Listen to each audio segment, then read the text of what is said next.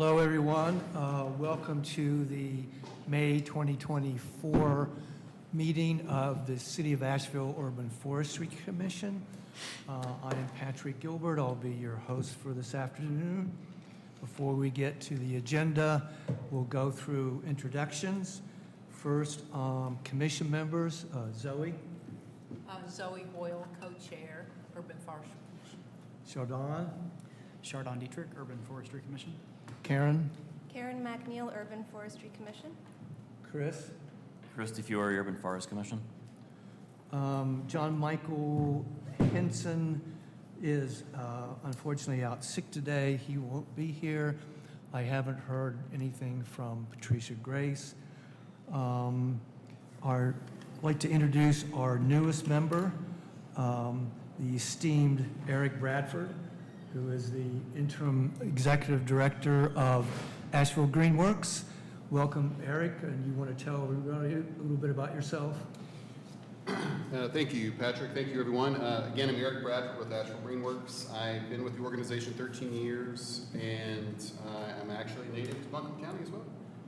Look forward to serving on the commission. Thank you. Thank you. And I, of course, am Patrick Gilbert. I'm chair of the Urban Forestry Commission. I don't see Kim Roney here yet. Okay. From Planning and Urban Design staff, Keith. Keith Egan, Urban Forester. Madeline. Thank you. I just want to take a moment here to publicly thank Madeline for her great work in supporting the Urban Forestry Commission. We're really glad to have you, and keep up the good work. Thank you. Okay, Chris? Hi, Chris Collins, Assistant Director of Planning and Urban Design. Okay. I think Stephanie Munson-Dahl is going to be here later in the meeting. Nancy? Nancy Blackford, Zoning Supervisor, Planning and Urban Design. And Grania? Ronnie Miser, Urban Planner, Planning and Urban Design. Welcome back. Nice to see you. Thank you. Okay, from Public Works, Mark? Mark Foster, City Arborist. Okay, and from Capital Improvements, is Jade here? There he is. Jay Dunn, Capital Manager. Thank you. Okay. I think that's it. All right. So, oops. Oh, here she is. Hi. Kim? City Council Liaison to the Urban Forestry Commission. Get ready. Thank you. Before we get to the into the agenda, I did want to make a motion to add under working groups the Urban Forest Master Plan Working Group, just for one comment. So, can I get a motion? I move. Okay, it's moved and that we add the Urban Forest Master Plan Working Group to the agenda. Is there a second? I'll second. It's been moved and seconded. Any discussion on the motion? Hearing none, I'll call the question. All in favor, say aye. Aye. Aye. Any opposed, nay? The ayes have it. Thank you very much. First of all will be the approval of the April 2024 Urban Forestry Commission minutes. I hope everyone has had a chance to review those. So I will entertain a motion to approve those minutes. I move to approve. Okay, Zoe has moved to approve the April 2024 Urban Forestry Commission minutes. Is there a second? Second. Karen McNeil has seconded the motion.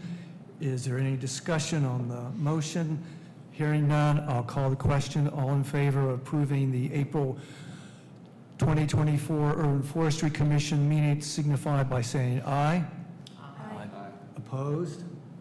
So approved. Okay, that moves us to alternative compliance. And I think first on the list is 46 Wall Street. Grania? Thank you, Chair Gilbert. Good afternoon, everybody, Councilwoman, Commissioners. I'm Grania Miser with Planning and Urban Design. I believe we met in person last month. It's nice to be back again. I have two projects for you today. First one is 46 Wall Street. Let me get over here, sorry, yeah. Get your slides up.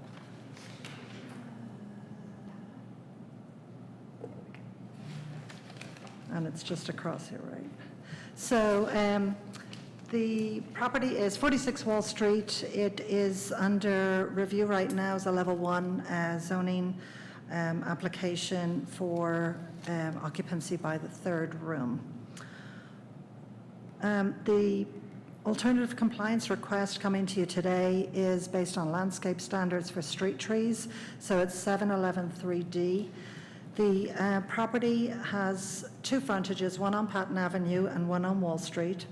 The frontage on Wall Street is compliant with the street tree requirements. It has currently got 3 street trees fronting Patton Avenue, and the requirement for the level 1 would be for 1 large street tree fronting the Wall Street entrance to the building. We don't have any overhead utilities there, so it would be 1 large tree. The applicant is actually seeking relief from that tree completely due to site constraints that affect actually the entirety of Wall Street. So they say a picture says 1,000 words. I'll show you this existing condition. You'll see all the trees on Wall Street are actually on the northern portion of the street. So this is our subject property here with the green awning, and we're looking west towards Otis. And as you can see, all the street trees are along that northern side of Wall Street. Similarly, looking east, again, all the street trees on the one side and nothing along that southern part of Wall Street at all. So this is a close-up. This is the conflict that exists where the arrow is. It's actually known locally as Rat Alley. It is a tunnel that goes under the entirety of all the properties fronting Wall Street, and there's lots of fun YouTube videos and scary Halloween videos about Rat Alley. I guess it's a service tunnel, and so consequently all the trees on Wall Street are on that northern side. There are none in front of any of the properties along this side of Wall Street for that very reason. You can see the tunnel is accessed there underneath the building from the parking lot there beside the Patton Pet Company. And I did just do some research for our due diligence that the deeds to the property refer to the tunnel being underneath the building. And so everyone who's gone before and anyone who is along Wall Street to the east running right out to Patton is in the same scenario of having this physical site constraint right underneath. I guess it functions very well for restaurants, for dumpsters and supplies coming in and out, but not able to actually support the planting and sustainability of a healthy tree. So we're seeking relief from that 1 street tree. This is the site plan here. You can see the trees along on the Patton Avenue frontage to the building are compliant with our UDO street tree requirements, and so we're asking for the relief from that 1 street tree.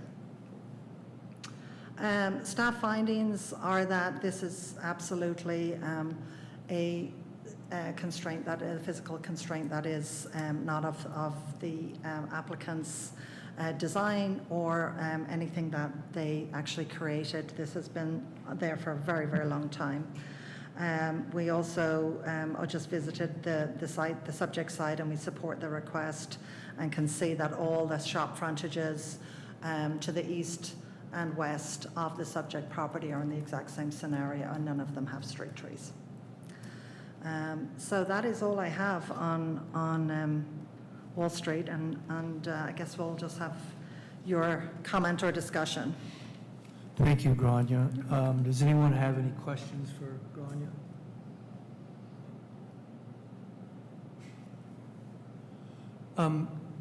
How does the street trees on the Patton Avenue side dovetail with the Patton Avenue sidewalk project, or does it? It does. And so I've consulted with Mark and with Chad Bandy in our Public Works Department, and that sidewalk improvement project will be happening later on in the summer. And so the trees, if they are removed, they will be replaced under Mark's supervision to comply with our street tree standards. And they'll be in the public right-of-way, and so Mark will oversee that as a Public Works project.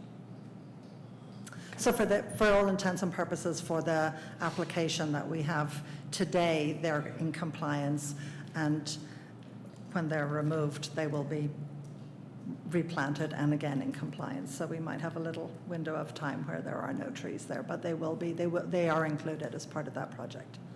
Okay, thank you. Sure. Is there anybody from the applicant who Yes, wishes they're to here. speak? Yes, this is Haley.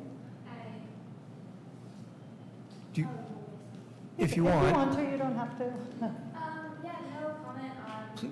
please come up to the mic if you would. Thank you.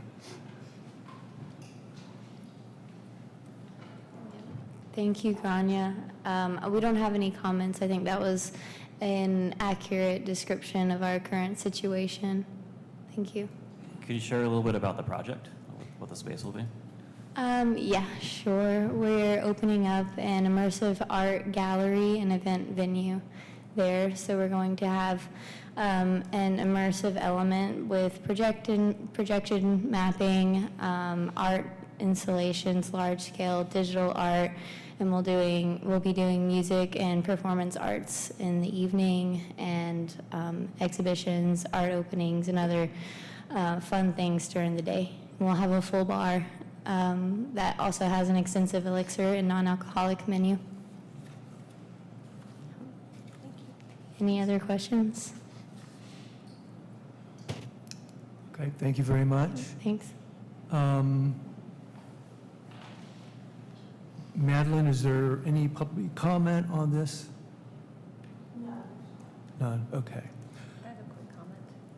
Yes, go ahead. Okay. Karen? I just would like to say on public record that this is another opportunity where if we had planting in lieu on public property or city property, these trees that are exempted could still be planted. So I'd like to keep trying to move that forward. Okay, I think that would probably, and I can be corrected, that would probably result in an ordinance amendment change. Would that be correct, Chris? Or? Yes. Yes, the ordinance would have to be changed to allow for that option. Thank you. So something that the commission might consider going forward? Yes, it's something that Vidila mentioned would be, he wanted to find wording for it in the landscaping ordinance, but it seems to have stalled. So I just wanted to publicly say I'd like to keep moving that forward. Okay, thank you. Any other discussion or comments? Okay, hearing none, I will entertain a motion to approve the alternative compliant request for 46 Wall Street as compliant with Chapter 7, Article 11, Section 3, subsection 5A, which are the 7 criteria by which an applicant must meet in terms of filing an application. So do I hear a motion? I move. Okay, Shodan has moved. Is there a second? I second. Zoe has seconded. Is there any discussion on the motion? Hearing none, then I will call the question. All in favor of approving the motion for the alternative compliance request for 46 Wall Street as compliant with Chapter 7, Article 11, Section 3, subsections 5A, signify by saying aye. Aye. Aye. Any opposed? No. The request is unanimously approved. Thank you. Okay, now we come to another round with 740 Merriman Avenue. Thank you again, Chair. Yes, so we have a continuance from 740 Merriman Avenue. I've just put a few slides in together here, and then at the end of the slides, I have the revised site plan that CDC sent me during the week. They've done a lot of research to try and address your concerns about the kudzu, and also have come up with some alternative planting to meet the spirit of the code in a site that's quite challenging with the topography. So just a little recap for the existing conditions. We have a RS8 zoning district to the west of the existing commercial building, about 150 feet total. So we have two houses that are affected by that, and the code requires a type B 30-foot vegetative buffer there. These are the existing conditions on the property. The slide to the left shows you the two residences. One is blue, one is gray, a little farther back. And then the slide to the right shows the strip of the western side of the property that runs along the entire property up to Sandon Drive. So just to recap on the existing conflicts, very steep slope, a lot of kudzu, a big slope from the immediate rear of the building to where that buffer is required. And there's a lot of kudzu there, very steep slope, very challenging part of the site. So where we left it in April was that the applicant was going to review some ways to address the kudzu along that western property, and to also look at some alternatives for plantings in lieu of that required buffer, which is too challenging for them to be able to meet. So they have proposed to trim the kudzu along that entire western property, so not just the area that's the buffer requirement, but along the entire western portion of the property, and treat it subsequently after that trimming with a specific herbicide according to the manufacturer's standards, and retreat as necessary. This, I understand, and there will be people who have far more knowledge of this than I, but it is going to be a process. It's not going to happen just with one application. So as that progresses and the kudzu is going to be eradicated, dependent on the season, they will do some permanent seeding along that back very steep slope, and then also they're proposing to plant 25 serviceberry trees along all of this area that's blue is going to be the area that's going to be planted. So the real steep area is the immediate west of the actual building, and then all the western portion of the property will also be planted with the serviceberry trees once that kudzu has been established to be, eradicated to the point that it will be healthy for them to plant these trees. So that is all I have. Staff certainly supports this. I think it's a good way to actually utilize the rest of the bank, bring more, vegetation, more planting to the actual site, and also deal with the kudzu as in that sort of stepped process way.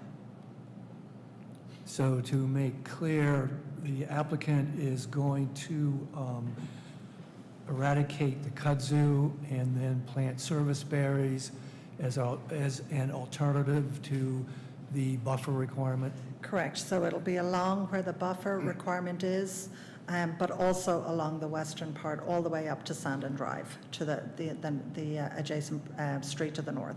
Thank you. Are there any questions or comments from the commission for Grania? Chardon? Did the applicant explore any options of not using herbicide on the slope? Michael, would you like to address that? Michael is the project engineer. I'll let him speak to that. Thank you. Yes, we did do some research on it. Actually, in a previous career, I was a licensed herbicide applicator for SCDOT many, many years ago. And that stuff is just tough. It's going to be a tough road to hoe, even with herbicide. It's going to be physical work. It's going to be spraying. It's going to be physical work. It's going to be spraying. It's going to be repeat, until we can get that thing under control.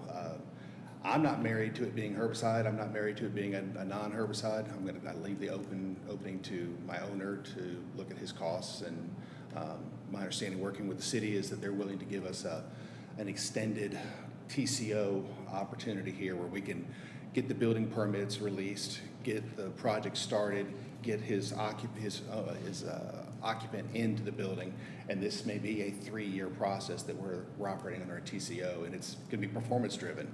If it works, great. If it doesn't work, keep banging. So it's not like it's going to be a one-time thing and be out of here. So we've got a 3-year process. If at any point the owner stops playing by the rules or stops participating in the process, the city has the opportunity there to get his attention. And was there any exploration of just redoing the wall and just making that area flat on top? And in the process, getting the kudzu out? No, I never thought about touching that wall. Yeah. That would probably be in the idea of $60,000-$70,000 to actually build a wall and bring that up to some sort of grade. Well, I just asked that because in the pictures and driving by it, it doesn't look like the wall's even working at this point behind the building. The wall is not in the best shape. Yeah. But this is the condition he's purchased this property in, so I'm trying to help him keep his costs in order. And of course, if the wall fails, it's going to be his responsibility as an owner to repair it, bring it back to some sort of safety. That back parking lot is probably not something that's really going to be used a whole lot in the new business. Before, I think it was a Subway, and I think they had some, there was a drive-through that actually went through on the north side and came around the back of the building.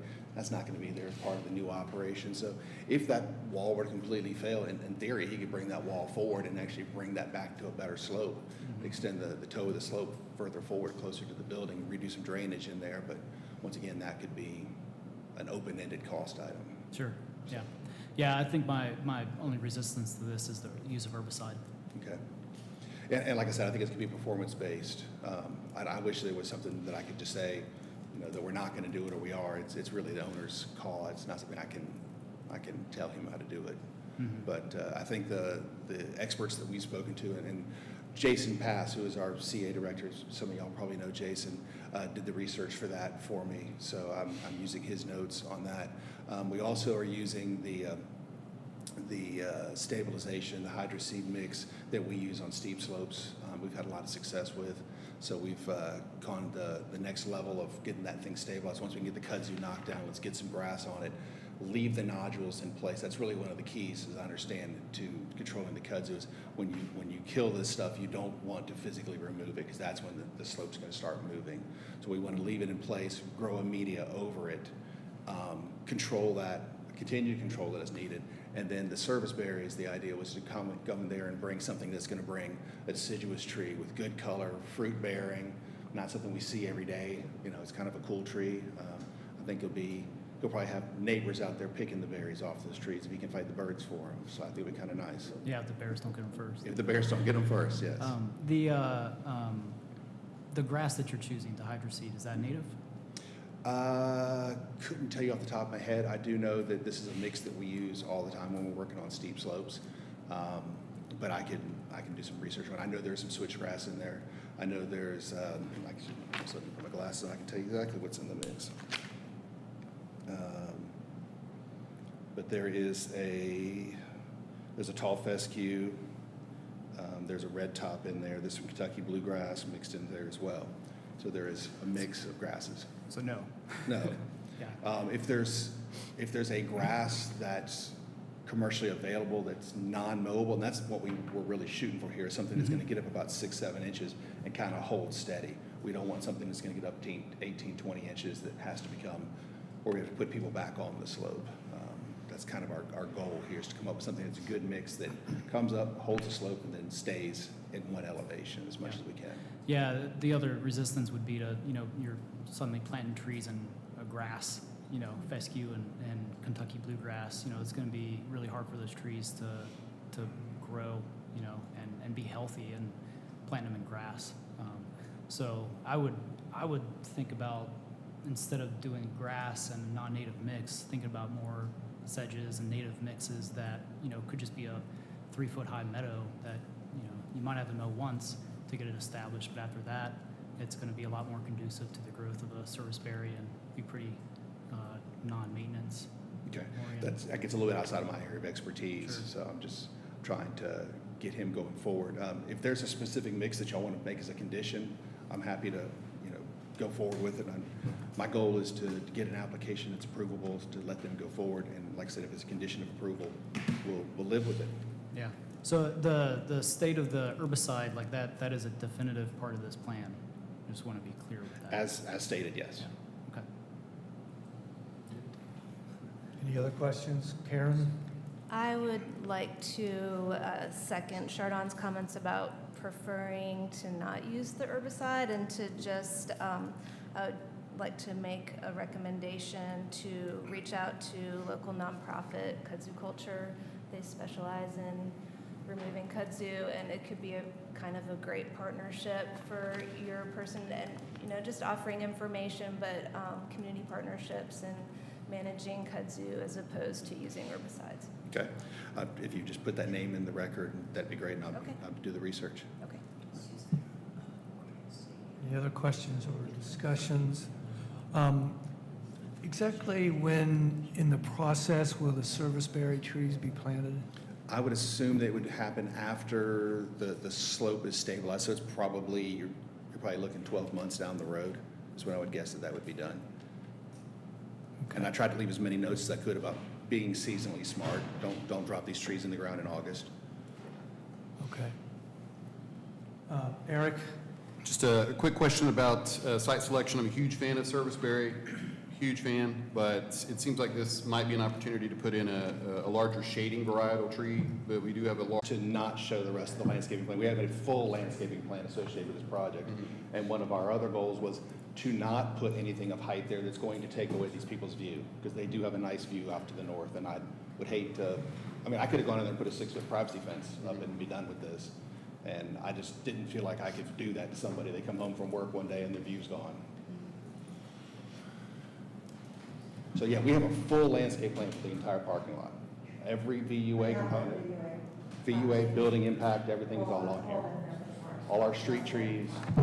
So yeah, we've got 40 more trees on the site, probably. Thank you. Thank you. All right.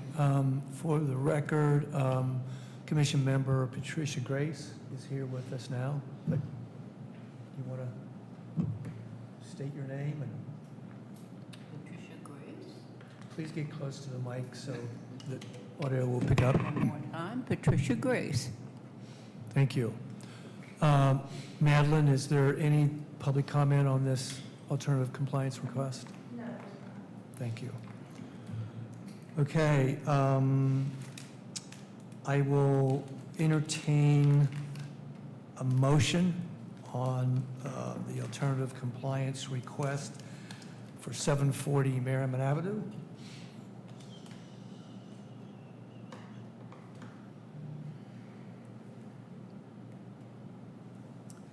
In the interest of public health and safety, I would move to approve this with 2 amendments. One being not using herbicide and finding an alternative way to remove the kudzu, because there are out there. And also to include a native mix of grasses or wildflowers and the like. Point of procedure, did you mean 2 conditions versus? 2 conditions, amendments? sorry, thank you. I would like to second that motion. Okay, it's been moved and seconded. Karen, did you want to add anything about partnering with a nonprofit on the kudzu removal, or are you satisfied with the condition that Chardon has articulated? For public record, I think, as requested, if we could partner with a nonprofit such as Kudzu Culture or other nonprofits specializing in invasive plant removal. As the maker of the motion, are you okay with that amendment? Yes. In the seconder? Yes. Okay. Another point of order, just a question. And Keith, you may be able to help me. I know with conditional zoning, when there's a condition brought forward, usually both parties have to agree to the conditions. So this is normally where the question would then go to the applicant, and we would ask if the applicant does agree to those conditions. Are you aware of any other differences? Because you want to get buy-in from both the maker of the condition and the person who's signing on to the condition. I think the applicant has agreed in principle to those conditions. Am I correct? Within what authority I have to speak for the owner, yes, I will take these all forward, and if there's a problem, we'll be back. Okay, good. All right, so there's a motion on the table. The motion is to approve this alternative compliance request as compliant with Chapter 7, Article 3, Article 11, Section 3, subsection 5A, with two conditions. One being that the applicant consider native grasses to be planted on the slope, and two, what was the second one? Not using herbicides. Not use toxic herbicides in the kudzu removal. Is there any discussion on the amendment? Or on the motion? Patrick, a technicality, should the wording be consider planting native grasses, or should it be That's native, fine. native plants should be planted? Consider. Consider. Okay. Grass seed specifically. Okay. Is there any discussion on the motion? Hearing none, I'll call the question. All in favor of the motion on the table, please signify by saying aye. Aye. Aye. Any opposed? Nay.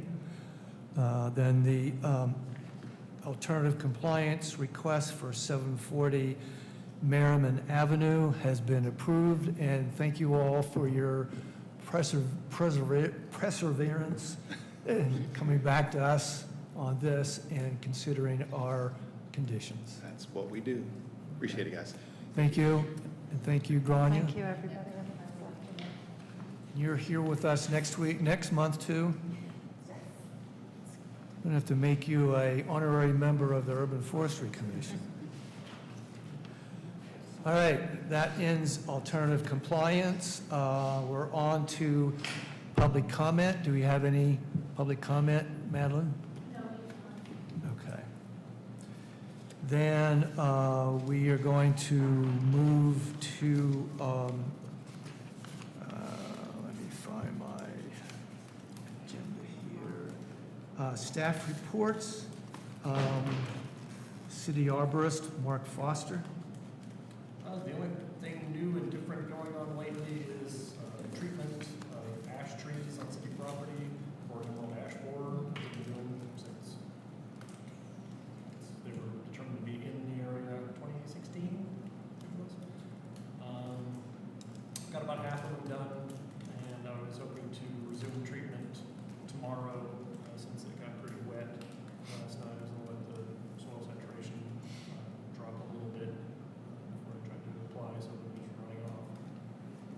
So probably tomorrow, I'm hoping to resume. Other than that, any questions? Any questions for Mark? Just curious, how many ash trees about are we treating? Thank you for asking. Many, somewhere between many and, several square. I don't know. I don't have the number in front of me, I'm sorry.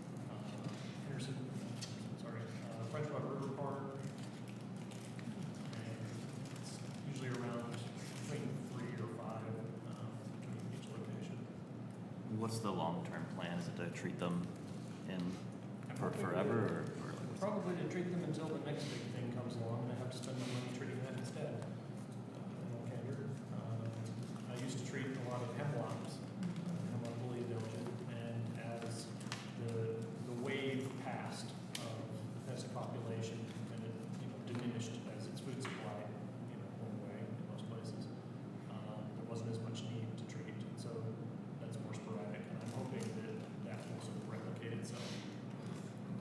National as well. Eventually, look around town and see way more ash trees than you thought actually existed here.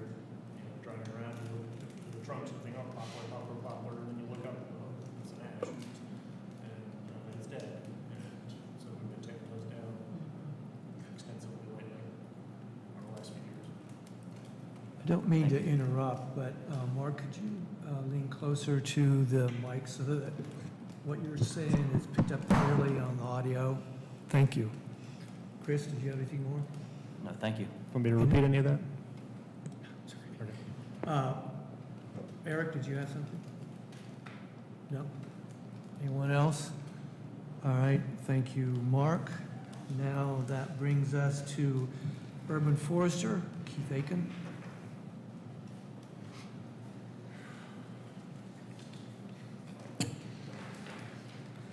Thank you all, commissioners. I will guess since it's already keyed up here and ready to go, I will start off with the update on the recommended species list. As you all know, I feel like I've been working on this thing forever.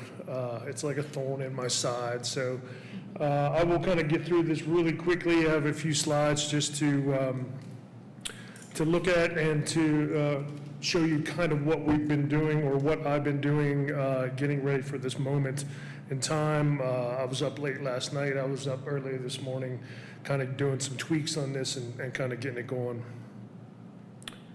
So as you can see, and it's kind of a little bit blurry for me, it might be a little blurry for you. This is the old 2022 species list.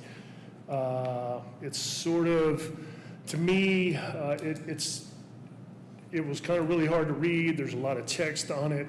There's a lot of things that are inconsistent on it, and there are also things that are wrong on it. And this is one of the things why, as I got further and further into the species list, why I wanted to change it even more. Some of the calculations on the tree class for the canopy class, there were 15 trees that had actually the wrong class on it. And so when I would go ahead and I would review projects, I would see these classes on there and I couldn't figure out where they were getting these numbers at. So I finally narrowed it back to the species list. There were some folks that were using a 2020 list. So there's obviously some, there's not connection here as far as people using the proper list. We need to get better information out there if and when we do pass this list, the update list today. So this is kind of where we started the 2022 list. It was decided early on. I had done another list, but we found that it would be better and an easier process to just take the old list and add to it and make it a little bit easier to read and that sort of thing. So this is the tree. This is what the tree list looks like now. This is essentially what the, can I actually do a zoom? Kick the what? Oh, the slide. Oh. Ah, man, technology, I'll tell you what. There we go. So this is actually just a little slide of the shrub list. Once again, there's a lot of text there. It's really hard to read.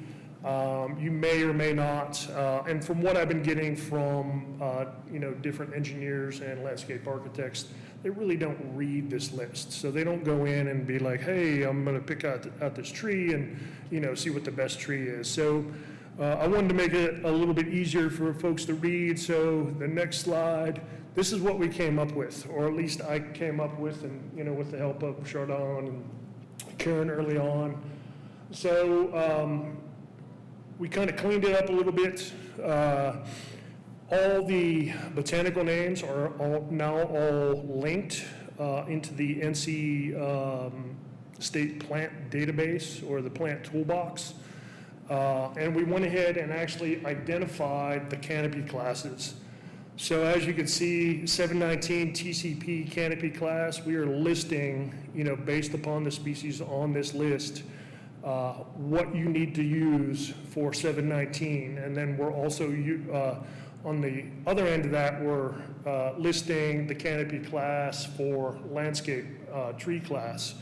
The problem with that is most people were using one class for everything. When they were doing their calculations on their plans, that sort of thing, most people were using that landscaping class. So when I would go through, when I would do my reviews, I would see large and small trees.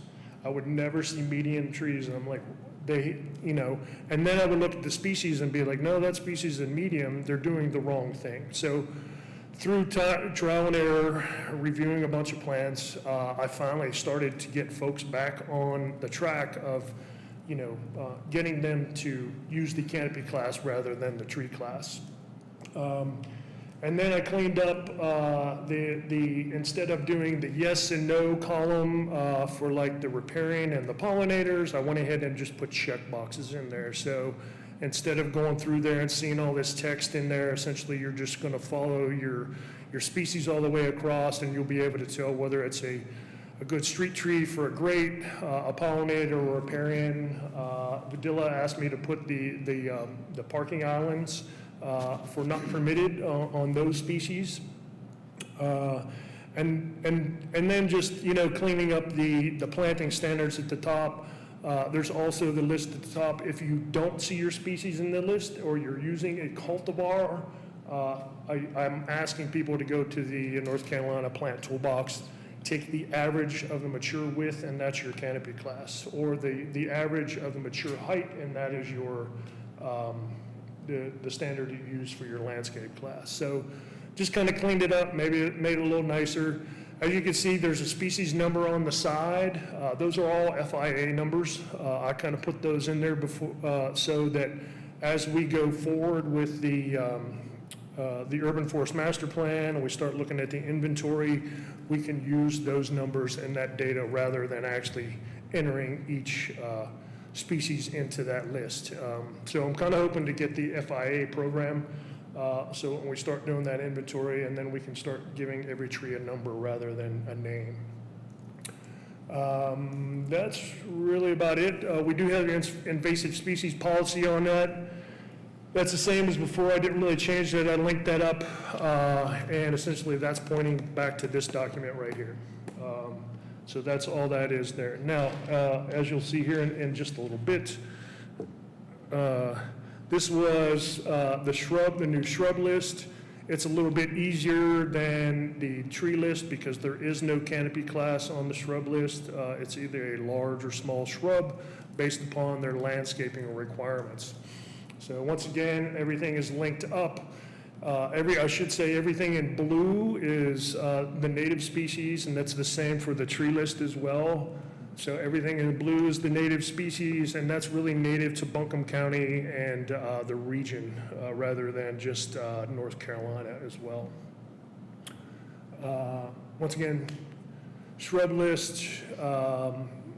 I did put evergreens instead of having a separate column for evergreen and deciduous. I just made the title green and then added it up at the top so that folks can tell what that is. All right, the next list, this is a new tab. I went through and I looked up two different references. I used, first of all, this reference, and then I used and I'm going to read it off here so I don't forget it. It's the non-native invasive species of southern forest and grassland ecosystems. I combined those two lists together and I made a invasive species list on top of that. This invasive species list is, after I combined those two databases, it's 614 plants long.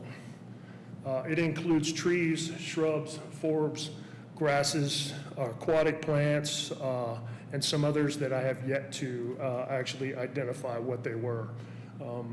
And so the reason I put so many plants in there is essentially, for anything that comes in the future, or, someone's wanting to know. This really doesn't make much difference unless we're pointing to either trees and shrubs for review purposes. But, to add those grasses and add those forbs in there to let people know, should there be someone other than a designer or a engineer looking at this, they can come in there and, have an idea of what is invasive and what is not. And those are actually, I did clean up those. Some of them are linked, some of them are not. I just wanted to make sure I got the trees and the shrubs in there. Those are the two biggest ones. And then I did add some others. I can't scroll down on this one, but it's 614 plants long. Which is more than what we got on the trees and the shrubs. So this is kind of a side-by-side of what, on the left is essentially that's the 2022 list, and on the right is the 2024 list. So, that's just kind of showing you a side-by-side of what it looks like and how we cleaned it up and how it's a little bit more easier to read and understand, I hope. And to give you some numbers on what we increased, we actually had a increase of 66 trees on the tree list. So we're up to 165 trees now. We were at 99 before. Those were all, once again, not invasive species, but native species that we added. The shrubs was a little bit low, but there were already a lot of native shrubs on the list. We increased the list by 8 on the shrub list. And then, like I said, 614 on the invasive species tab, and that is all she wrote. Any questions on those? I have a question. Yeah. When people go in to look at this, what kind of interface do they come in through? Can they actually, is there a searchable field in there? There is not a searchable field on it. I just wanted to get to this point first. Okay. Simply because of some of those errors in that old list, and there's even more errors in the 2020 list, and so essentially we're giving away square footage in our tree canopy when we use either one of those two lists. Not so much in the 2022 list. There's only 15 species that were actually wrong on there, but they were very popular species that were being used. So, my goal for this round was just to get this to a certain point where, we can, point people to this list. I've actually been, in my comments, directing people to the NC Plant Toolbox and actually having them do the calculation themselves, rather than going to our 2022 list, which is, obviously a little flawed and hard to understand. And I do understand that there's a lot of training that needs to happen. We definitely, I've already, talking to some folks yesterday when I did reviews in the TRC committee about getting out and doing some training and letting people know how to calculate that requirement, because people are just using the wrong thing. And it's just not, it's staff, it's engineers, it's pretty much everybody. And so we've been doing this pretty much since the very beginning of the tree canopy protection. And that's why, some of those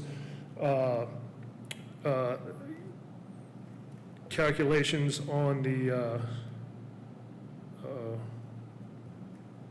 what am I doing wrong?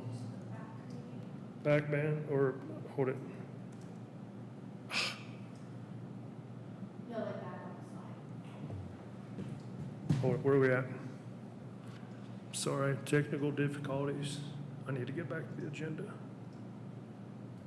The agenda. Yep. Perfect. One of these days I'll figure it out. Okay. So yeah, when we actually look at this table, those numbers that you see down there, canopy planted and canopy preserved, are under, some of those numbers are wrong, based upon, the species list that we have been using. So I have yet to do the big deep dive into that. That's a lot of work. It's going back and looking at each tree canopy plan and actually determining whether or not they used the right calculations in their when they did up their plans. Question? I was a little bit late, so I missed something. And who is this intended for, this list? So the list is really intended, that's a good question. So the list is essentially intended for folks who are, putting together plans that are presenting commercial developments, multifamily housing, any kind of development that's happening within the city. So this list is there to aid them to make sure that they are doing their calculations right and making sure that they are getting their canopy class right, which is, a small, medium, or large canopy class, and those each have different square footages, and then there's also the landscape standards, which is either large or small trees. So that's who it's mainly aimed at, but this is the format that we have been using ever since 2020, since tree canopy preservation started.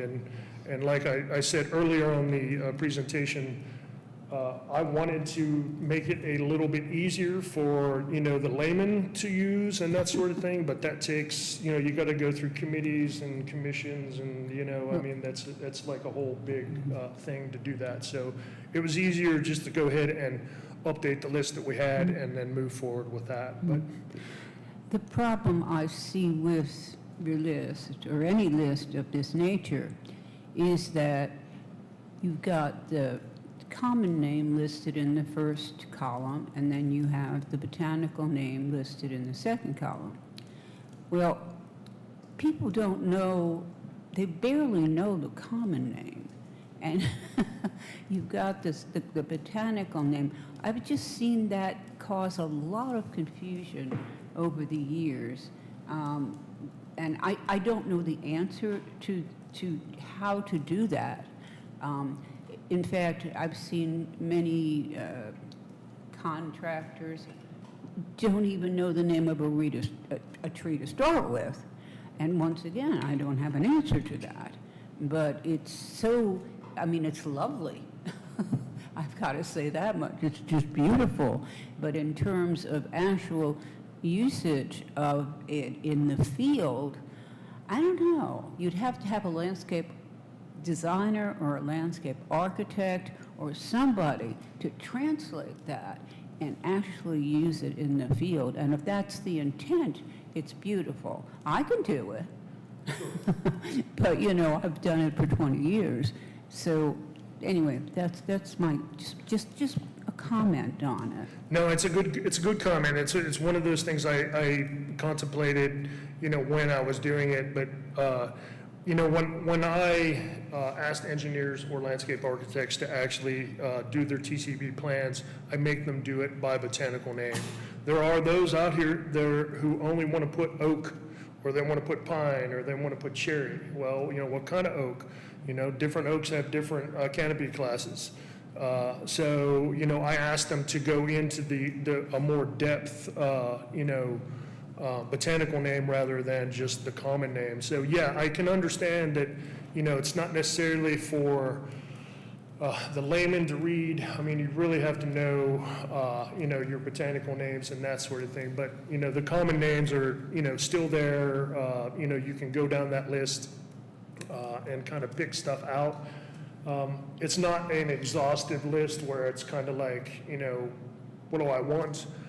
I would recommend, if that's the case, that we would, just go ahead and reference the NC Plant database or the NC Plant toolbox, which is an easier, because you can just type in maple in that and it'll spit up, all kind of different maples. So If someone is looking for ease, I would say, we can direct them to the NC Plant Toolbox. But for my purposes and what I do every day and what I review every day, this list is kind of like, a fairly standard list.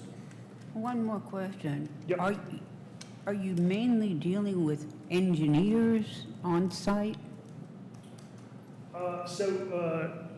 Yes. So, I would say they're mainly engineers. There's, landscape architects, building architects, development type of personnel, I would consider them. So it's not necessarily engineers. The folks who put oak and cherry and pine are the surveyors. Because those are the folks that go through and actually take all the data on the trees when they're actually laying in the corners of the development, or they're defining a grading zone or something like that. So those are the folks that are actually taking the data on it. I'm not a big fan of that, even though it spells that out on our UDO, but I see a lot of mistakes from, whoever's taking that data. And it's just not on the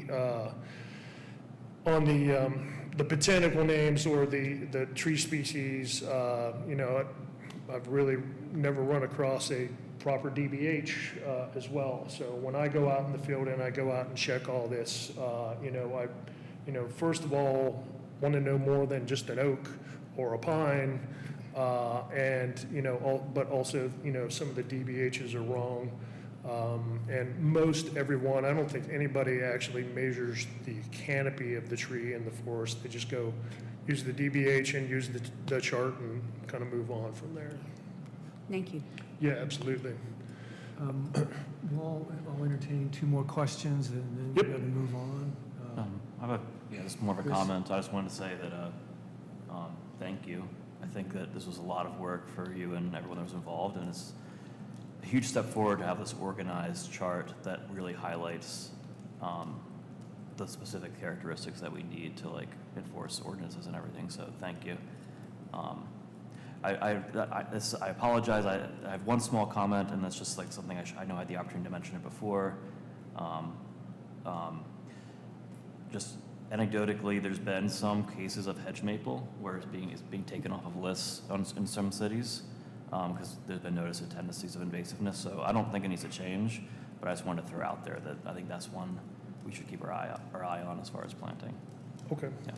But thank Yeah, you. like I said, I went back and cross-referenced everything in the invasive species tab with, the species that were on there, and I actually took 2 trees off of there that are now, they were on the 2024 list that are now on the invasive species list, and there were a couple different shrubs. So until it actually makes that list from a federal standpoint, from the Forest Service, then, then we can look at, taking it off there for sure.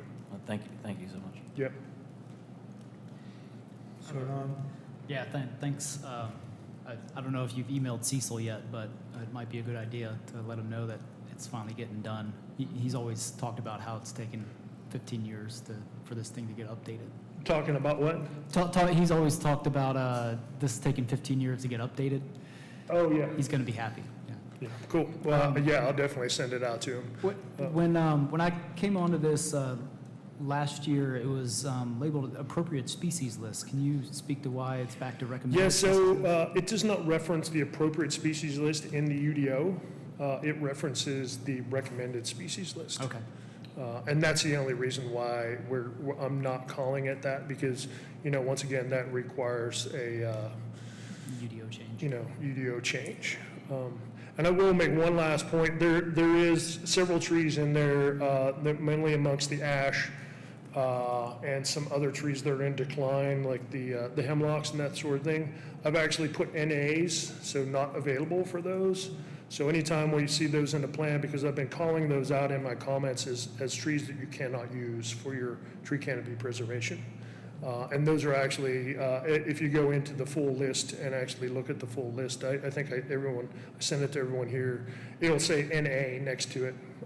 And that means that you cannot claim that as a tree canopy tree because of its in decline.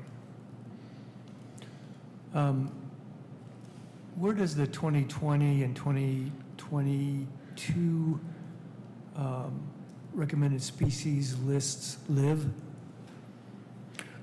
So it's in a couple different places. It's linked up on the City of Asheville website. Okay. So if we approve this recommended species list today, will those other lists be removed so that the only list that people can access would be this one? Correct. Yeah, that's the goal. And on top of that, I will be sending it out to our list of engineers, landscape architects, so that everyone knows that we are upgrading once again. Because, you know, there are folks who are still using that 2022 list. Okay. Thanks, everyone. I will entertain a motion to approve the revised recommended species list that we will call the 2024 recommended species list. So moved. So moved. All right. Is there a second? I enthusiastically second. All right. Is there any discussion on the motion? Before I call the question, I want to echo Chris in thanking Keith and Karen and Chardon and everyone else who has worked hard on this list. I know it was tedious work, but extremely important. So thank you all very much. So hearing no discussion, I will call the question. All in favor of the motion to approve the revised recommended species list, please signify by saying aye. Aye. Aye. Any opposed? The list is unanimously approved. Thank you, Fantastic. Keith. Thank you very much. And just to finish out my little piece here, once again, you see the chart up there. You know, I want to get to the point where we're looking at those, the canopy plan, the canopy preserve, maybe changing those numbers, figuring out where we have deficiencies and that sort of thing, and upgrade that. Pretty much the fees haven't changed since the last meeting. We haven't had anything come in, so we're pretty much stable there. The last thing I do want to add, we are done with our reviews for our consultants, and there is a winner, I guess you can call it, but I won't tell you that until the June meeting. Which we will actually, I will actually be presenting that, because it has to come through UFC before it actually goes to council on the 11th. So, all right. Thank you. Before you leave, Keith gave a very good presentation to the Planning and Zoning Commission last week. I think it was very well received. I'll just make a couple points that it seemed like the commission members were generally enthusiastic about the tree canopy preservation ordinance and about having some kind of protection for landmark or heritage trees in that ordinance, which we have proposed. They did ask Keith and Chris Collins for a breakdown on the percentage of trees preserved versus percentage of trees planted versus percentage of fee in lieu. I think it's sort of something that we've been asking for as well. So, you know, staff is going to provide that information to the Planning and Zoning Commission. And I think they also requested something about looking into the fee in lieu study. Was that correct? Chris? Do you remember that? All right. Hey, Chris Collins, Planning and Urban Design. I don't recall an exact request on the fee in lieu study, but I'll go back and double check our transcript and minutes on that just to make sure we got it covered. And as Patrick mentioned, the information we produced for the Planning and Zoning Commission will come out to the Urban Forestry Commission as well.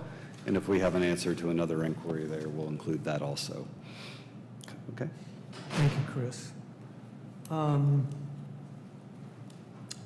Stephanie isn't here yet, so we're going to move on to the McDonald Field update. Jade? Thank you for your patience. Oh, sure. Yeah, Jay Dundas, Capital Projects Director. Can grab it. Yep. All right. Well, so we are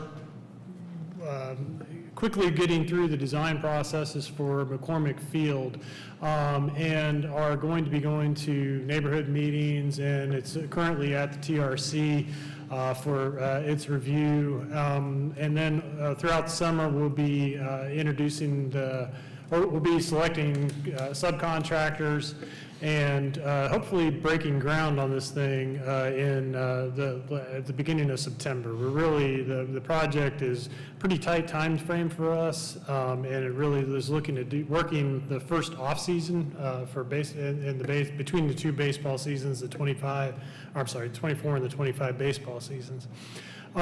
So with all of that and the fact that it's at the TRC and the representation of the Urban Forestry Commission on the TRC, I felt like it was important that we be able to take advantage of the opportunity to just kind of provide you with an update on the project. I believe it'll be a continuation of some good news from a standpoint of the impact to the vegetation in the area. So the key takeaways for this presentation is the changes from the original concept have created a smaller footprint than we had originally we originally set out. The footprint was much larger. It's smaller now. Still includes all the expectations and needs, but it has less impact on the surrounding vegetation. Additionally, I'll talk about the installation of street trees and the trees surrounding the parking, trees and shrubs surrounding the parking lot. Okay, well, here's a bird's eye rendering of McCormick Field. The project purpose is to meet a lot of different expectations.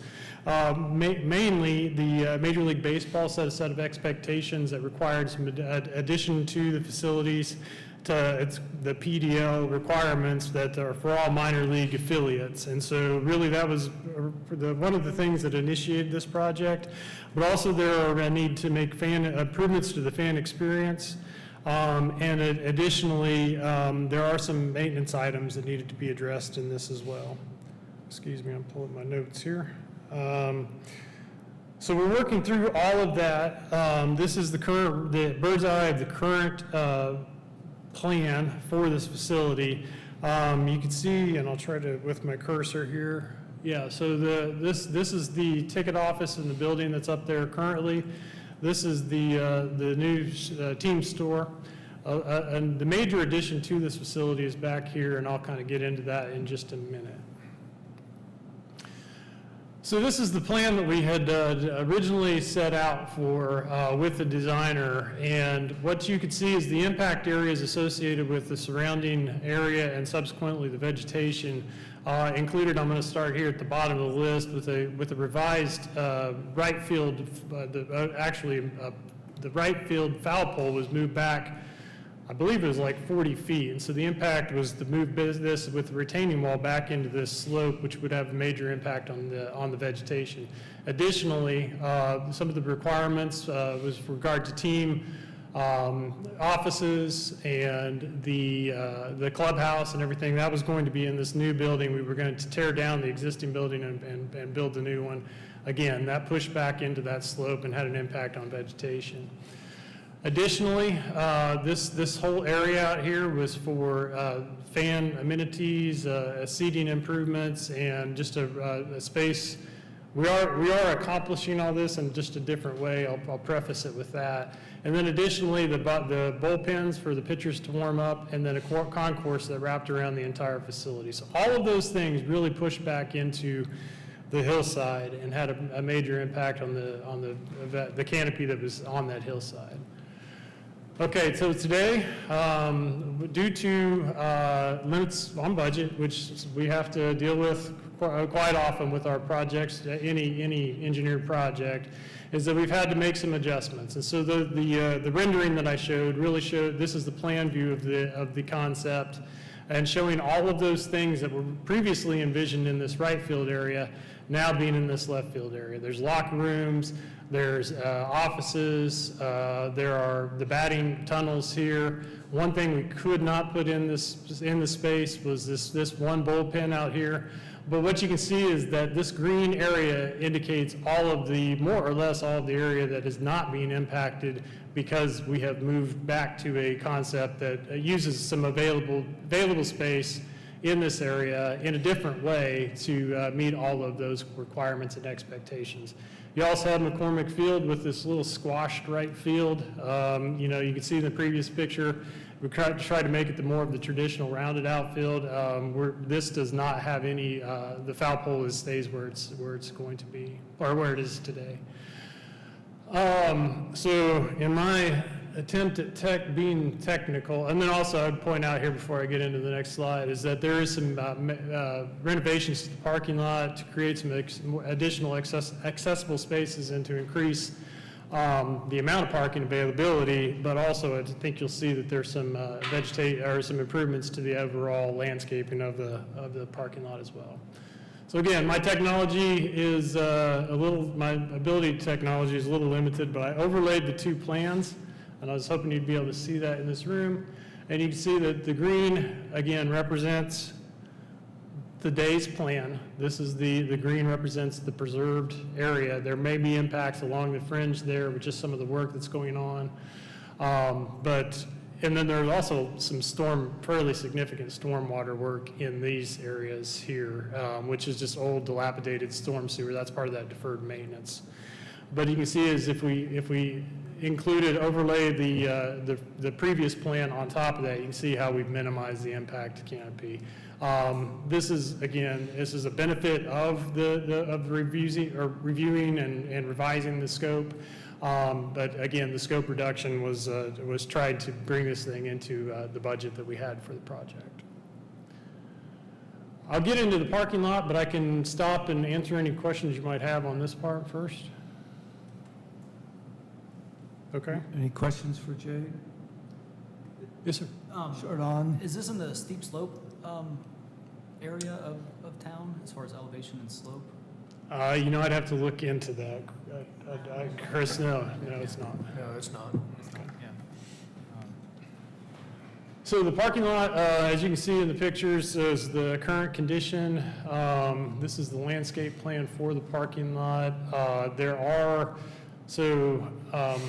This access road here, which I believe is Buchanan Place, is what, I'm not exactly sure what the name of the street is, but it's the access up to the Ball Diamond. It is being closed to accommodate the additional parking, but also to accommodate the accessible spots down here, which are actually going to be built to meet the accessibility standards for the slope of the site, of the spaces, rather, sorry about that. And then also the ramp to get the players up. One thing I did not point out, and I intended to, was the plaza area for the entrance actually is improved as well.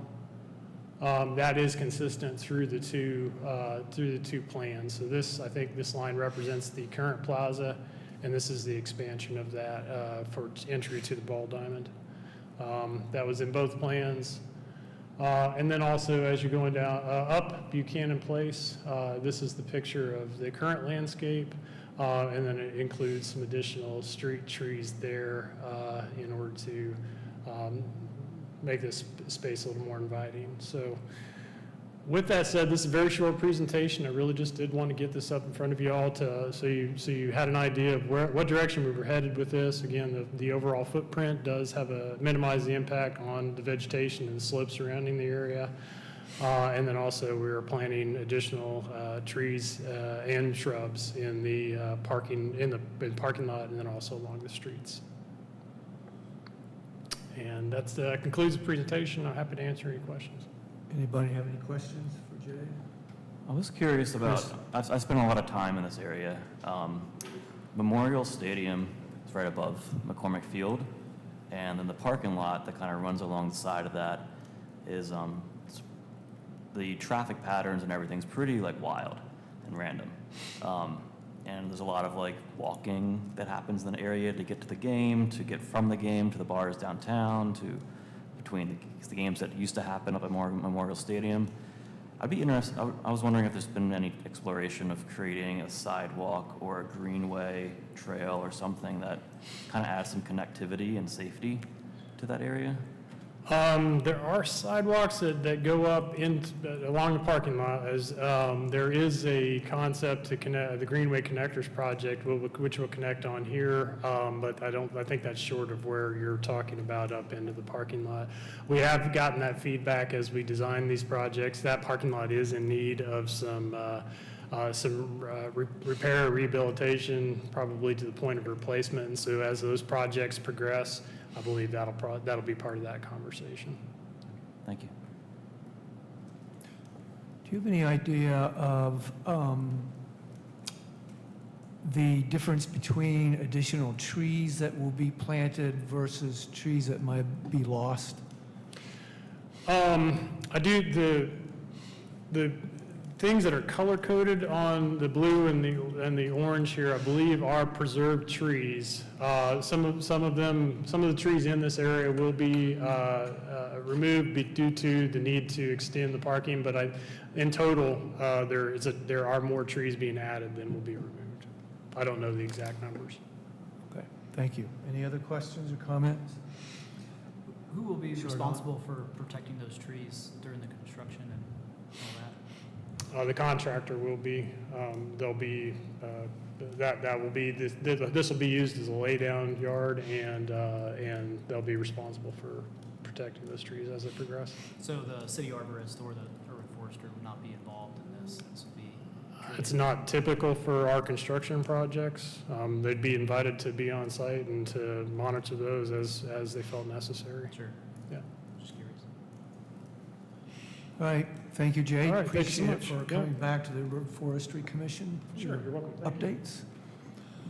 All right, Stephanie Munson-Dahl has entered the room, and so Stephanie's going to give us a presentation about her plans on creating a retreat for boards and commissions that report through planning and urban design. Stephanie, thank you. Thank you so much, Chair, and thank you, Urban Forestry Commissioners and Councilperson Roney and staff that are here today.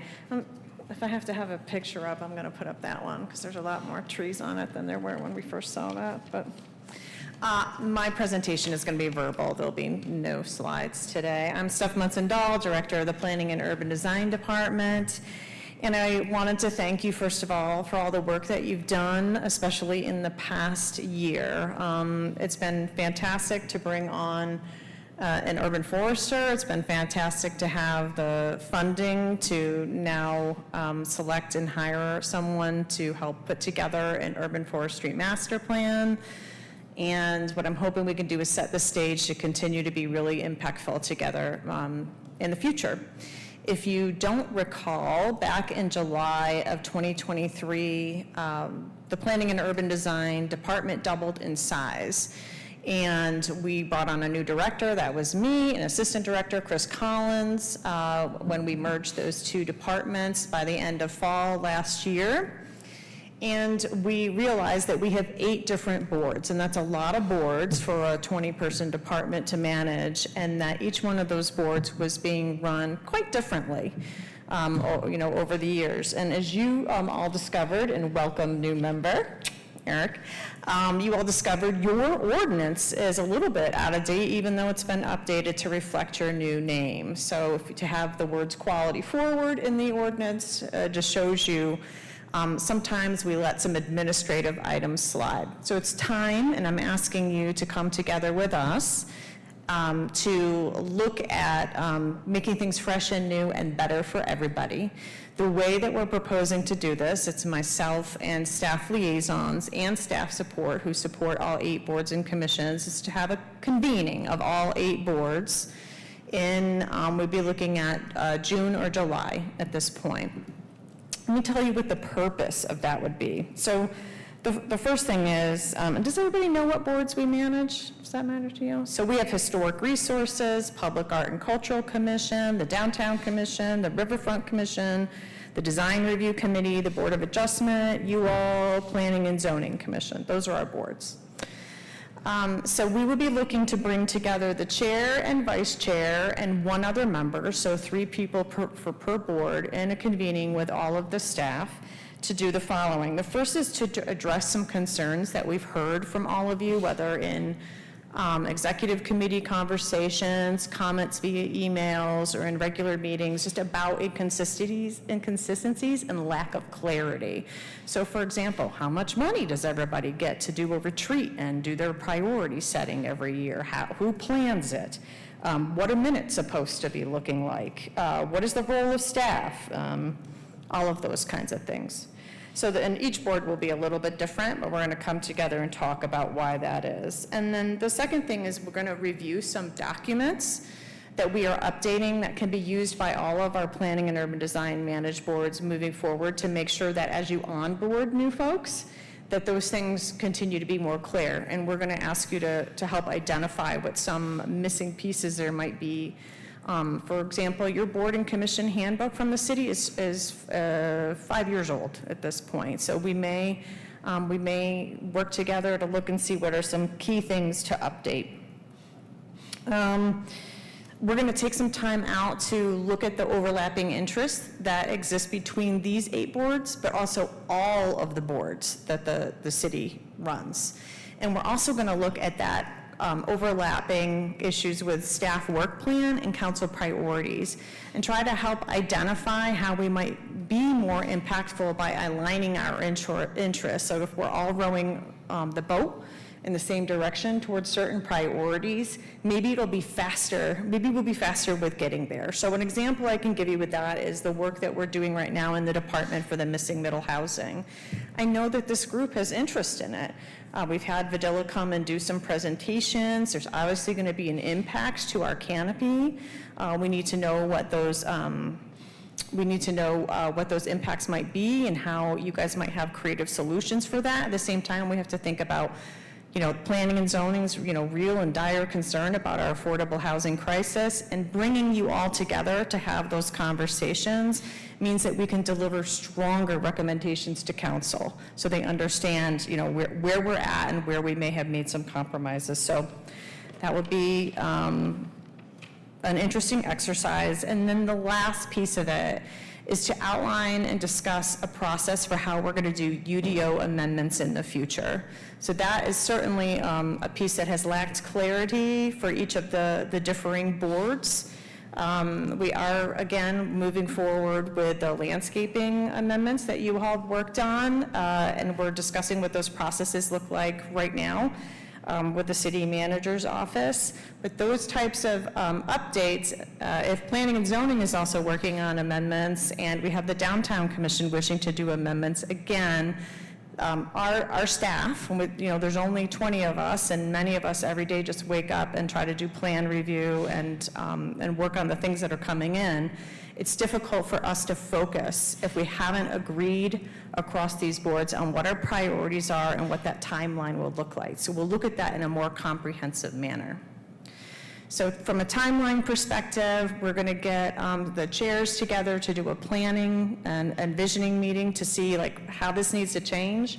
This might not be exactly what all the chairs and the staff liaisons think should happen, and we'll tweak all that. Hopefully by the end of this month, the beginning of June, and then the end of June, beginning of July, probably end of June, we're going to have this convention. And I'm hoping that everyone sees the value of this, and just looking today for either some nods. Your chair and I have talked about this, so I feel pretty confident that, and we've talked about maybe 5 of the other boards. So I can answer any questions, or just here to hear any feedback. Thank you, Stephanie. Okay. Yes, Stephanie and I met about 10 days ago or so, and I brought this up with Stephanie because I know previously Amy Smith, our previous chair, had tried to get some movement going between the Urban Forestry Commission and the Sustainability Advisory Committee to work better together. And so I brought this up with Stephanie and said, you know, I think it's would be a good thing if boards and commissions get together and looked at issues comprehensively and set as much as possible joint priorities and move forward, and also have a better understanding between commissions and boards, so that we have and build a better relationship. And that's when Stephanie told me about her plans, and it sort of dovetailed perfectly together. So any questions from any commission members? Hearing none.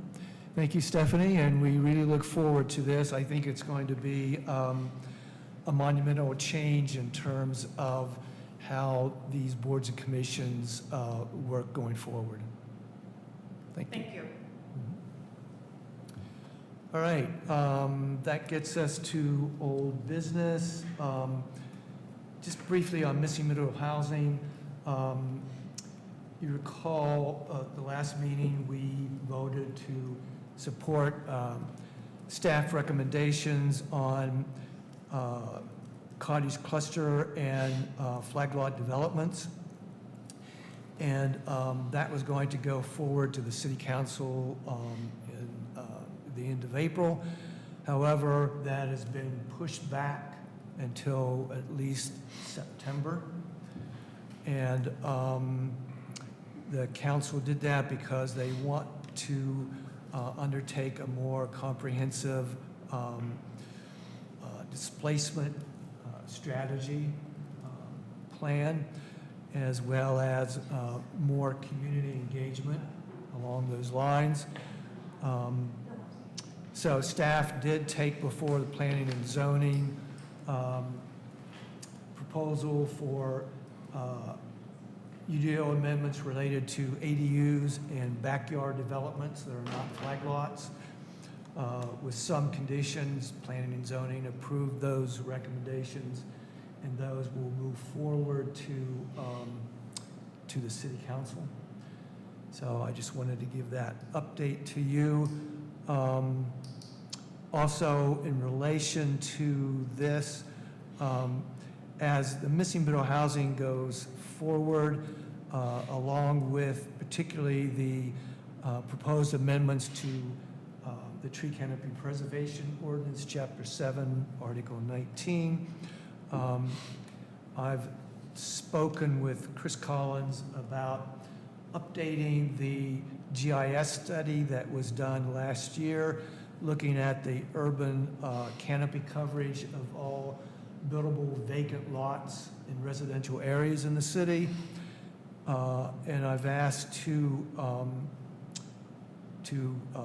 sort of map out what the impact would be if the city went ahead on the urban canopy, if the city went ahead on making these changes, and particularly if when we go forward with amendment to 719, that would include or erase the exemption for single-family and cottage or duplex construction from requirements of the Tree Canopy Preservation Ordinance.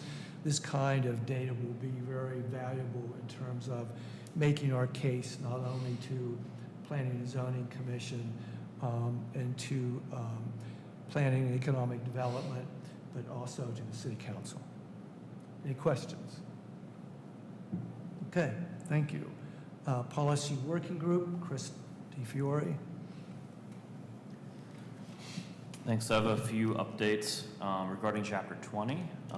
Me and Mark Foster and the Policy Working Group and Eric Edgerton, the City Attorney, we are planning to meet before the next UFC meeting. That's the deadline that I've set, so that we can go over the edits that Mark made and come to an agreement together that works for both parties on what to propose for the next steps. And so that meeting, I just found out that that I can email Mark about it, and so I'll be doing that after this meeting. Chapter 719, I don't have any updates from my end. Topsoiling. So it's come to my attention that we don't have protections in North Carolina to protect our topsoil. It's really difficult to grow a tree without topsoil. In fact, the tree is guaranteed to live a shorter lifespan if it doesn't have good soil. And so what happens often in construction sites is if you have topsoiling policies, which some states do, is when they go in to build a new structure, they remove the topsoil and they store it safely at an off-site location, and they grow cover crops in it to keep that topsoil protected from erosion, put a silt fence around it, do your construction on the clay, on the subsoil, and then once the construction's over, you take that topsoil and you lay it back over the earth like a blanket and you grow your trees in it. And from that, you just conserve the topsoil. What's happening more often around here for large construction projects, what it seems like, and what's definitely happening, some projects I've seen, is the topsoil is removed, then sold off to whoever will pay money for it, and it's never put back. And to me, it's so profoundly more important than trees. We can't rebuild topsoil in any timeline. And like, we can rebuild it on a farm if you're doing really great farm practices, but on that landscape, we're not rebuilding that topsoil in any kind of like reasonable timeline. That's gone. And those trees are now doomed for a shortened disease life. And so in the interest of protecting trees and protecting our canopy, we need some sort of topsoiling policy, some sort of ordinance, some sort of guidance to protect our topsoil, and elevating that as a really important matter. So I have been speaking over email with someone from the city to kind of get some strategies on this. And my next step is to also talk to the Soil and Conservation District in the area, just kind of like get some ideas on where they're at. But I just wanted to open that idea up to the commission as to hear what folks have thoughts about as a discussion on this topic, on topsoiling, and on possible strategies for moving forward. So open up for discussion. Anybody have any questions or comments? If I might add, one area that this has come up recently is in conditions for a planning and zoning applicant, a conditional zoning applicant, where the applicant and the Planning and Zoning Commission of Asheville agreed on a topsoil preservation, and it was around the New Hall Creek development. So because this was agreed upon in the meeting, similarly to the way that y'all had a couple conditions added today, we do now have some precedent, and it's a question that could be expected to come up more often. But once again, this is in the absence of a policy. So I just wanted to say thanks to Chris for adding to my understanding on what other states are doing, and for engaging in the attorney's office with this. Thank you, Kim. Anyone else? Chris, you said that North Carolina doesn't have any protection for topsoil. Under any North Carolina general statutes, is there any provision that would prohibit municipalities or counties from enacting any kind of topsoil protection that you know of? The city attorney's office pointed to 139-9 that gives bodies the power to enact new laws to protect soil. And I dug into that a little bit, but it seemed to me that the advice we were getting from the city attorney's office is that there's not precedent for municipalities to require, like in a policy standpoint. So we still have to do some wiggling around. Okay. Is that how you read it also? Yeah, I wasn't quite sure on it. Yeah. I think the policy committee could still look at it. My recommendation would be to see if there are some other cities that are working on similar policies, because we don't have to go it alone. Yeah, I'm most familiar with Raleigh's new tree commission. I was going to ask if there were any North Carolina cities that had topsoil policies. I'm sure there are those policies somewhere, so you might want to benchmark what other cities are actually doing. Okay, thank you. Anyone else? I Karen? just have a comment about Chapter 20. And I'm in the policy working group, but I guess that's different, or policy subcommittee, but that's different than the policy working group. So anyhow, there's different levels of communication, and I just wanted to clarify a couple things. So after reviewing the UFC policy working group's suggested amendments to Chapter 20, we heard back from our city arborist that responded with, it looked like a request to eliminate definitions for landmark trees and soil compaction, and removing additional protections for landmark trees, and removing the $100 per violation civil penalty, and also removing the ability to estimate the value of trees removed without a permit. So I want to make sure that I'm interpreting this correctly. I don't have the same opportunity to communicate that we're all in the same room. I'd like to hear from our city arborist if I'm interpreting this correctly. Sorry, you're on my bad ear side, so you might have to repeat one at a time Okay, each question. It's a little hard to hear, so if you want to like get up in that mic, I was having a hard time hearing you. Okay. Is my mic even working? Yes, it Okay, is. I have no red Is light. mine so- working? Okay. Yeah, I just wanted to clarify, from the suggested edits for Chapter 20, I noticed that there was an elimination of definition for landmark trees and soil compaction. Does that sound As far rational as for that? landmark trees, that was something that at this point, the city attorney's office was not prepared to support. What about soil compaction? Well, I don't remember us making soil compaction no longer a thing in the ordinance, so I'd have to look. What about 'Cause that was removing civil the- penalties? Because the purpose of having a tree protection zone is to prevent soil compaction, so I don't think we tried to make it go away or anything. What was the next thing, The sorry? civil penalties? I think, if I recall correctly, the rewriting of that section changed the penalty system to go to the Board of Adjustments rather than the Urban Forestry Commission. And so the same process that is followed with other situations that go to Board of Adjustment, I guess, would be there, if I'm remembering correctly, but. Okay, because it looked like there was a line through any kind of financial penalty in your requested edit. There So I was- just wanted to hear from you on that. Okay, yeah, there was a line through a lot of stuff in Yeah. that section. The Yeah. whole thing was kind of wiped out and retuned as being directed to the Board of Adjustments. Okay, and just, I just wanted to have more clarification on that and just say that there are other cities that have civil penalties and also landmark tree definitions, and we really should be able to get that to happen in Asheville. On that note, and Patrick, maybe you can add to it. I thought that the attorney we come to an agreement with the attorney on landmark trees. Am I wrong about that one? No, you're not wrong. However, let's preserve this for the meeting that we have. Karen, you're listed as a member of the policy working group, so you'll be involved in any meetings with staff to discuss the changes to Chapter 20. I will provide Chris with some updates regarding the landmark trees for that meeting. Okay. Urban Forest Master Plan, were you finished, Chris? I got one more. Oh, sorry. I think. I just wanted to give the update on the collaboration between Buncombe County and the city, that continuing to have discussions.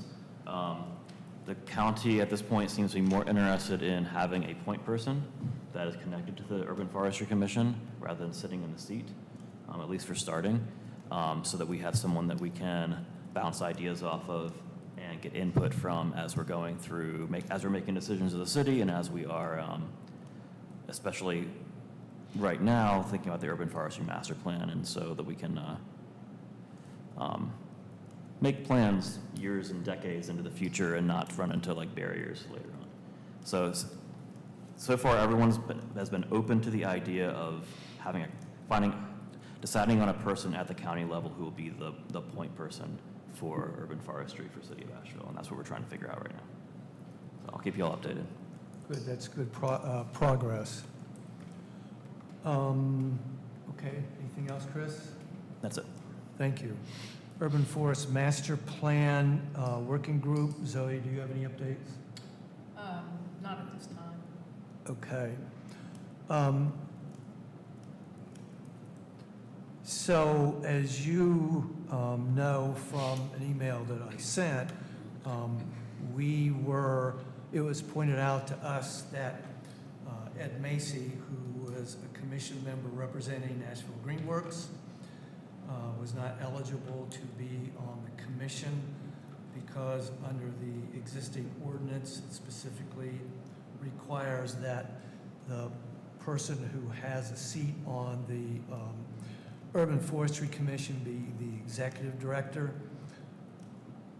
We had always sort of interpreted that as the executive director making the decision for him or her to occupy that seat or someone else that they designate. But we were told from the clerk's office that since that specific language is not in there, Ed is not eligible to serve on the commission. Of course, we have the able person in Eric Bradford, who is replacing Ed on the commission. I have checked with the clerk's office and have been given the green light to name or to ask Ed Macy to serve on both the policy working group and the Urban Forest Master Plan as a technical advisor. As such, he will participate in all working group meetings and will also participate in any meetings between those working group and staff. If I might add, as a point of privilege, one of the benefits of working as working groups instead of appointed committees is that you can invite people to bring their lived and professional experience to your work groups all of the time without having to have a formal recommendation.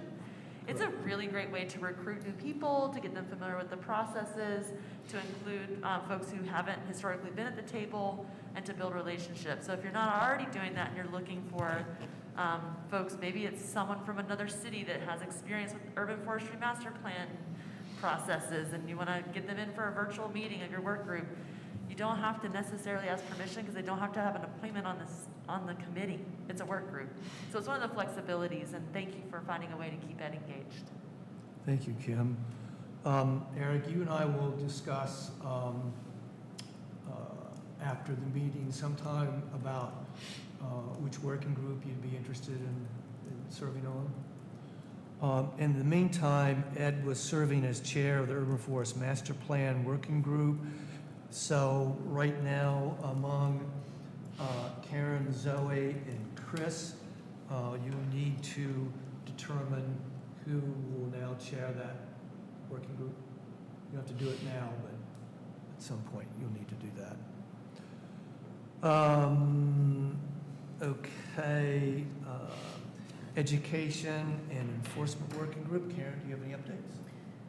Yeah, we met and we discussed community engagement and visiting neighborhood association meetings, learning more about the community's priorities in relation to our urban forest, and really just trying to learn from neighbors, but also help neighbors learn more about the UFC and what our role is, what our scope is,